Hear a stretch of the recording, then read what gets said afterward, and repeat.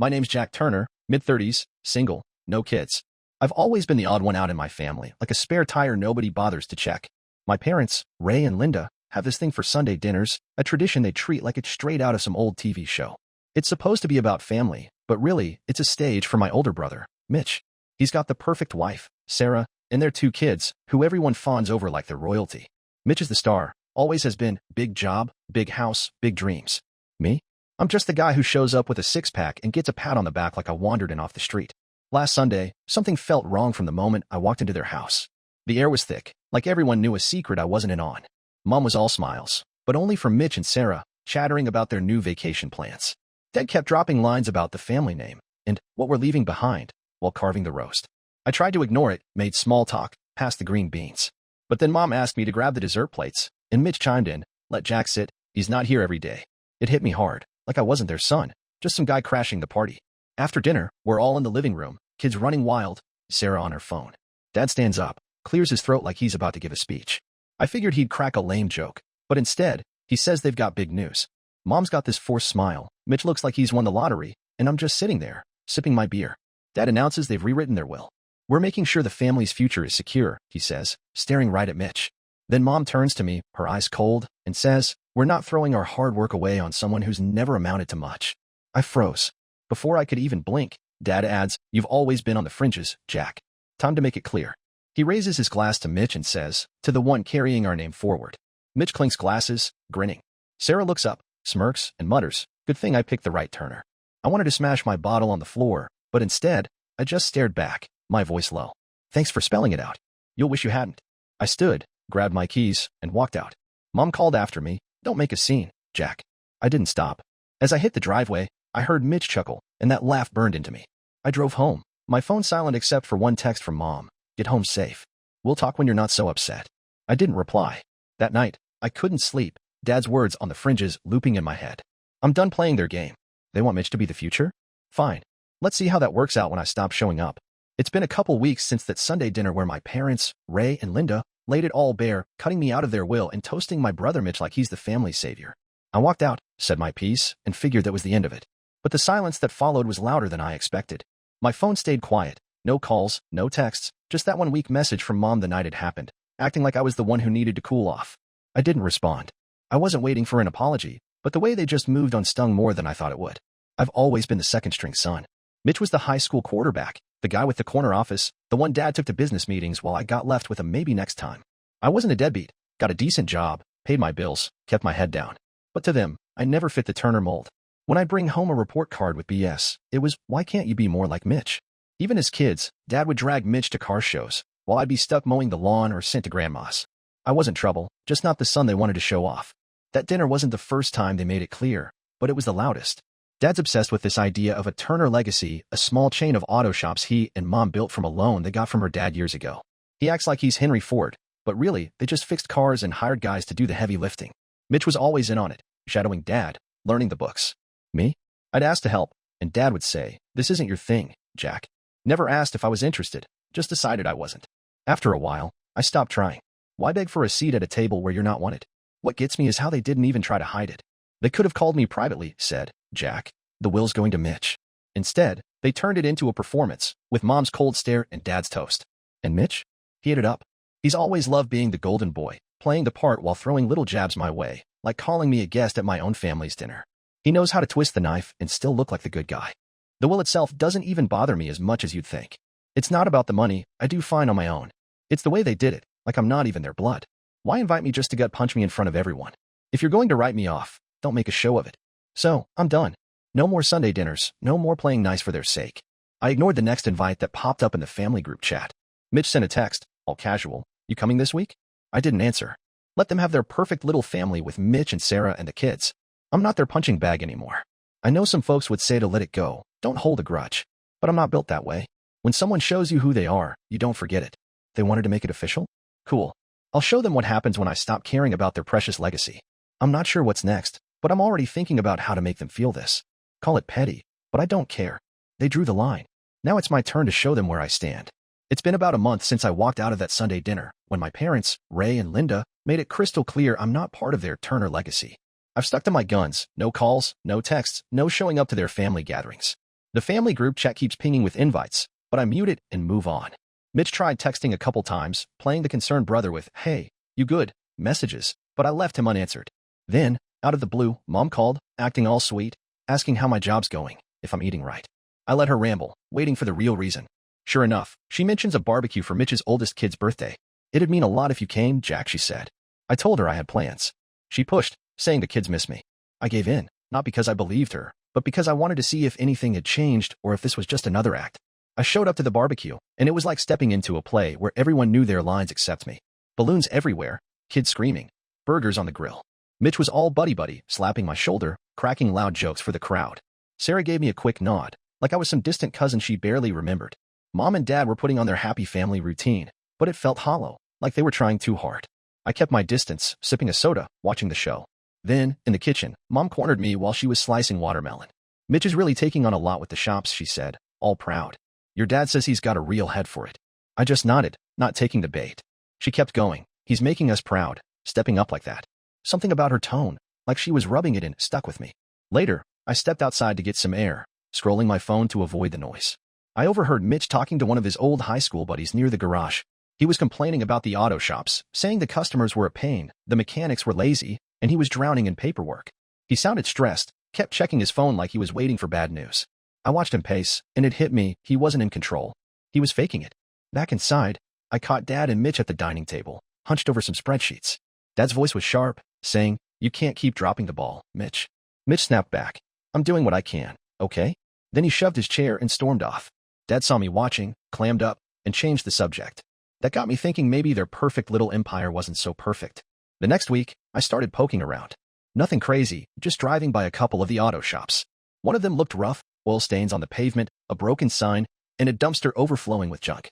I noticed a customer yelling at a mechanic out front. I didn't stop, but it stayed with me. A few days later, I ran into a guy at the hardware store who used to get his car fixed at Dad's shop. He griped about how the service has gone downhill, long wait times, shoddy repairs, and nobody answering the phone. He said he's taking his business elsewhere. I played dumb, said I'd pass it along, but I was starting to see the cracks. I'm not saying I'm plotting anything yet, but I'm paying attention. Mitch wanted to be the big shot, and Dad handed him the keys. Now it looks like he's dropping them, and they're starting to notice. I'm keeping my distance, but I'm not blind. If they think they can just brush me off and everything will stay golden, they're in for a surprise. I'll keep watching, see how this plays out. Something tells me the Turner legacy is shakier than they want to admit. It's been a few weeks since that barbecue where I saw the first signs of Mitch struggling with the auto shops. I've kept my distance, skipping the Sunday dinners and ignoring the family group chat. My parents, Ray and Linda, haven't reached out much, just a couple of texts from Mom acting like everything's fine. But I can tell something's brewing. Last week, I got a call from Sarah, Mitch's wife, which was weird. She's never been one to chat with me. She started off all polite, asking how I'm holding up, then got to the point. The shops are a mess, and Mitch isn't over his head. She asked if I knew any reliable mechanics who could help out. I told her I'm not in the loop, and she should talk to Mitch. He's the one running things, right? I said. She got quiet, then said, "We're all family, Jack. We need to stick together." I just repeated, "Talk to Mitch." She hung up, clearly annoyed. That call got me thinking it's time to dig a little deeper. I'm not out to sabotage anyone, but I'm not going to sit back and let them pretend everything's perfect after they wrote me off. I started checking on the shops more closely. I drove by the main location, the one Dad always bragged about. The parking lot was half empty, and there was a handwritten "closed early" sign on the door. Another shop had a pile of tires stacked out front, looking like a junkyard. I looked up online reviews out of curiosity. People were tearing into the place. Complaints about overcharges, cars not fixed right, and appointments canceled without notice. One guy said he's filing a report with the Better Business Bureau. I didn't do anything with that info, just filed it away. Then I ran into an old neighbor, Tom, who used to take his truck to Dad's shop. He said he stopped going because the last repair cost him double what they quoted, and the problem came back a week later. He asked if I knew what was going on, said he heard Mitch was in charge now. I shrugged, said I'm not involved, but maybe he should let the city know if the shop's ripping people off. Tom nodded, said he might just do that. I didn't push him, but I gave him the number for the city's consumer complaint line, just in case. He thanked me, and we left it at that. A few days later, I got another invite to Sunday dinner. This one felt different, like they were desperate for me to show up. I went, mostly to see what was up. The vibe was tense from the start. Dad was grumpy, barely said hi. Mom was trying to keep things light, but she kept snapping at the kids for no reason. Mitch was glued to his phone, not even pretending to be part of the conversation. After we ate, Mom asked me to stick around for a family talk. I said I had somewhere to be, but she blocked the doorway, her voice sharp. "This is important, Jack." Dad jumped in, slamming his coffee mug down. We need to discuss the shops, he said. Mitch finally looked up, whining about how the suppliers are late, the staff keep quitting, and he's buried in complaints. I couldn't help myself. I said, sounds like you've got it all under control. Why'd you cut me out if it's this hard? Mitch's face went red. He stood up, yelling, you never cared about the family business. You just sit there judging. I stood up too, getting in his face. You wanted to be the star. Don't cry now. Mom tried to step between us, but I brushed past her. Dad shouted for us to stop, but I was done. I looked at them and said, you chose this. Don't expect me to clean up your mess. I walked out, the door slamming behind me. As I got to my truck, I heard Mom call my name, but I didn't turn back. I'm not going to lie, part of me feels a spark watching them squirm. They thought Mitch was their golden ticket, but he's sinking, and they're starting to see it. I'm not doing anything wrong, just letting the truth come out. If customers complain or the city steps in, that's on them, not me. I'm done being the spare part. Let's see how they handle it when the guy they pushed away stops playing along. Things have gotten messy since that last dinner where I left my family scrambling. I'm still keeping my distance, not answering their calls or showing up to their events. My parents, Ray and Linda, are starting to feel the pressure, and Mitch is cracking under it. Mom's been texting me these long, sappy messages about family unity and how I'm missed at the table. I don't buy it. Then Mitch started blowing up my phone, leaving voicemails that swing from angry to desperate. One went on about a shop getting hit with a fine for improper waste disposal, something about oil drums left out back. He begged me to step up and help fix it. I didn't call back. Sarah even tried emailing me, saying the kids are asking where I am, and Mitch is losing sleep. I just archived it and moved on. I've been nudging things along, nothing shady, just making sure the problems don't stay buried. I ran into another customer at the grocery store, a lady who said her car broke down a week after Mitch's shop fixed it. She was furious, said she's reporting them to the state licensing board. I told her that sounds like the right move and gave her the website for filing a complaint. She thanked me, said she'd follow through. A few days later, I checked the city's business violation records online. Sure enough, 2 of Dad's shops are flagged for multiple issues: safety violations, unpaid fines, and customer disputes. It's piling up fast. Then I got a call from Dad. He didn't yell, which was new. He sounded tired, said the shops are bleeding money, and Mitch isn't cutting it. He asked if I'd meet him to talk, just us. I said I'd think about it but didn't commit. The next Sunday, they invited me to dinner again, and I went, mostly to gauge how bad it's gotten. The house felt like a funeral. Mom was quiet, stirring her soup. Dad stared at his plate. Mitch was fidgety, snapping at Sarah when she asked him to pass the bread. After we ate, Dad pulled me aside and said, we need your help, Jack. The shops are in trouble. I looked him in the eye and said, you gave them to Mitch. Let him figure it out. Mitch overheard and lost it, yelling that I'm just waiting for them to fail so I can gloat. I didn't back down. You wanted the crown, I said. Wear it. He lunged at me, but Sarah grabbed his arm. I walked out, hearing Mom sob as I closed the door. I'm not proud of how good it feels to watch them struggle, but I'm not guilty either. They built this mess, not me. I'm just letting the truth do its work. Bad service, angry customers, city fines.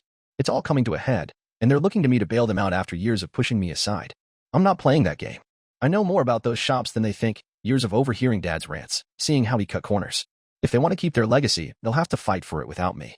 The past few weeks have been a slow-motion train wreck for my family. I've stayed out of it, but the fallout from the auto shops is impossible to ignore. Mom's calls have turned into daily voicemails, her voice shaky, begging me to come home and talk. Dad's texts are short, just, we need you, Jack, or this isn't a game. Mitch has gone quiet, but Sarah keeps reaching out, saying he's a wreck, barely leaving the house. She says the kids are acting out, sensing the stress. I feel a twinge for them, but I don't reply. I'm not the one who broke this. I kept tabs on the shops, mostly through public records and word of mouth. The main shop got slapped with a huge fine for environmental violations, those oil drums Mitch ignored. Another location lost its operating license after too many customer complaints. I heard from a buddy who still gets his car serviced there that the staff's down to 2 guys, and they're turning customers away. Online, the reviews are brutal, people calling the shops a scam, warning others to steer clear. The city's website lists a hearing for one of the properties, with a note about possible closure if the violations aren't fixed. Then Mitch showed up at my apartment, unannounced. He looked like hell, bags under his eyes, shirt wrinkled. He tried to push his way in, but I held the door. You're killing us, Jack, he said, voice breaking. You're telling people to complain, aren't you? I didn't flinch. I'm not telling anyone anything. Your shops are falling apart because you let them. He got in my face, saying I'm jealous, that I've always hated him. I pushed him back, hard. You love being Dad's favorite, I said. This is what it costs. He raised a fist, but I grabbed his arm, shoved him out, and locked the door. He banged on it, yelling, then left. That night, Mom texted, all caps, you're tearing us apart. Why can't you help? I didn't answer. I've been steering complaints where they belong, telling customers about the city's hotline, showing a guy how to file a report online. It's not revenge, just letting the system work. The shops are crumbling because Mitch and Dad thought they could coast on reputation while ignoring the details. I drove by the main shop last week. The sign was dark, windows dirty, a city notice taped to the door. I saw Dad outside, arguing with a guy in a suit. Mitch was sitting in his car, head in his hands. I didn't stop. They're drowning, and they're reaching for me like I'm their lifeline. But I'm not jumping in. They made their choice. Now they live with it. Things took a turn I didn't see coming. The auto shops are on their last legs, and my family's desperation is out in the open. Mom's voicemails are nonstop, crying about how they're losing everything. Dad sent a letter, actual paper, not a text, saying the city's threatening to seize one of the shops for unpaid fines.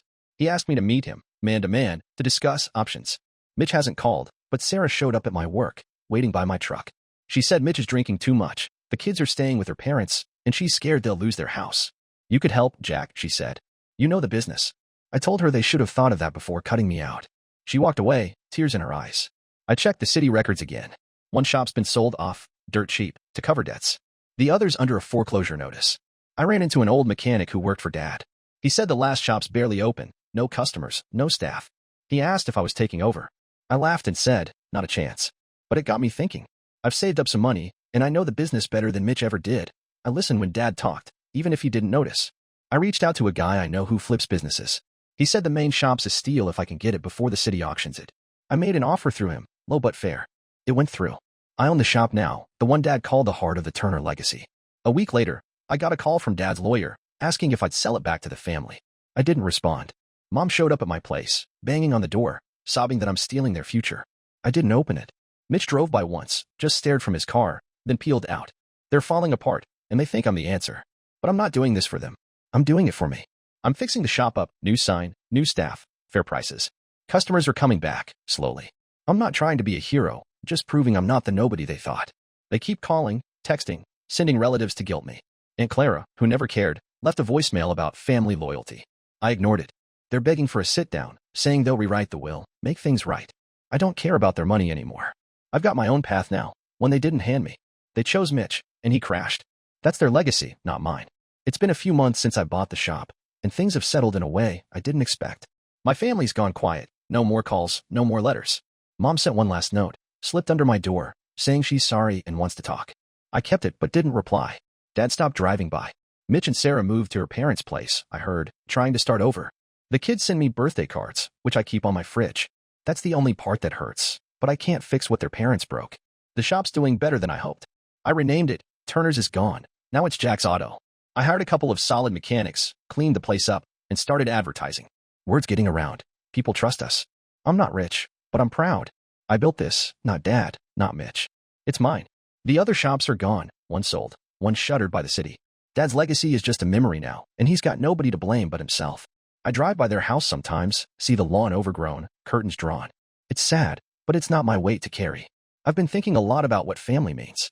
Growing up, I thought it was about fitting in, being what they wanted. Now I know it's about choosing who's worth your time. I've got friends who show up, a crew at the shop who respect me. That's enough. I don't hate my family, but I don't need them either. They may be the outsider, but I turned it into something better. I'm not the spare part anymore. I'm the one who kept going. Sometimes I wonder if I should have answered Mom's calls, sat down with Dad, or helped Mitch when he begged. But every time I think about it, I hear Dad's voice at that dinner, calling me on the fringes, and I know I did the right thing. They wanted a legacy, but they built it on sand. I'm building mine on solid ground. If they ever want to talk, they know where to find me. But I'm not holding my breath. I've got a business to run, a life to live. For the first time, I'm not looking back. I'm just Jack, and that's more than enough.